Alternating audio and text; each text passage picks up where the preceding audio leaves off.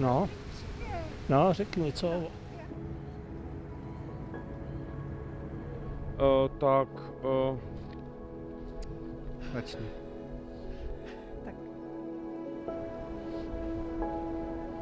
Chtěl vybrat.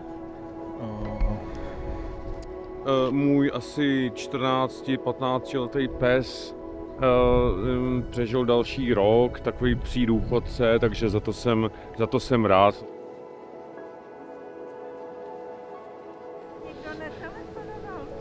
Jo, tak to bylo zajímavé, že já jsem dostal k Vánocům nový oblek, takže jsem si říkal do Imperiálu, na večeři si musím vzít nový oblek, ale co bylo zajímavé, já jsem neviděl prostě za ty 4 dny, co jsme byli tam, jsem neviděl člověka, který by držel telefon v ruce. Nikdo netelefonoval. Nikde necrčel telefon, nikdo nešťoural prostě, jako kdyby to bylo zakázané, ale zakázané to nebylo.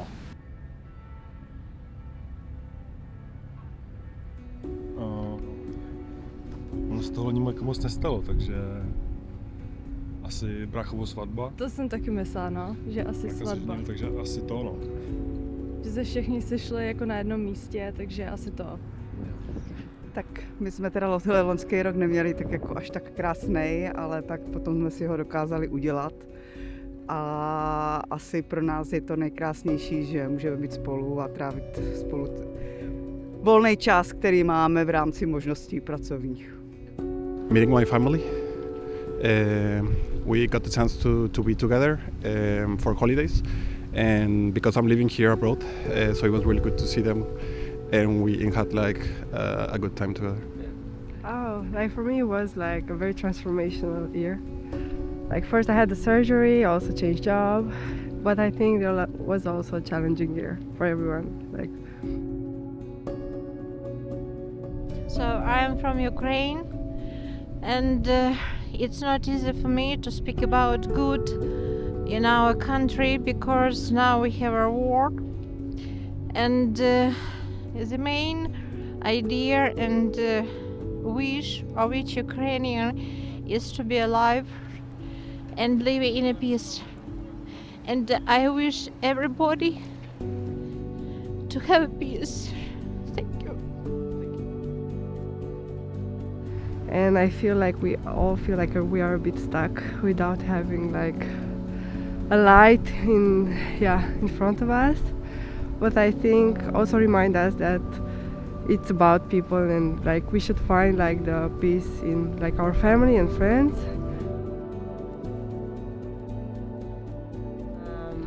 My nephew was born, yes. So yeah, I think it was the most fun part of the year.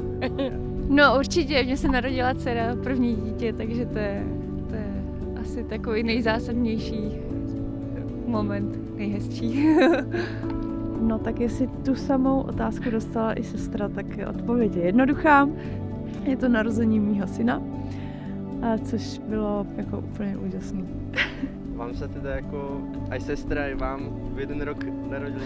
Jo, sestra má o 6 dní starší holčičku, takže máme takhle hodně blízko u sebe děti. No, náhoda, nic se neplánovalo, nebyl to ani žádný večírek, to prostě to tak vyšlo. Mám štěstí na lidi kolem sebe a prostě na to, co vnímám a co prostě vidím, takže to se nedá vůbec vypíchnout jeden. Jako je vůbec krásný ten rok. Jako jo.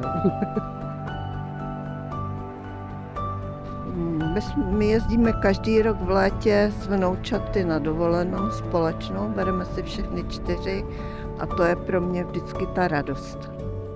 Ta rodina. Ta rodina, ano.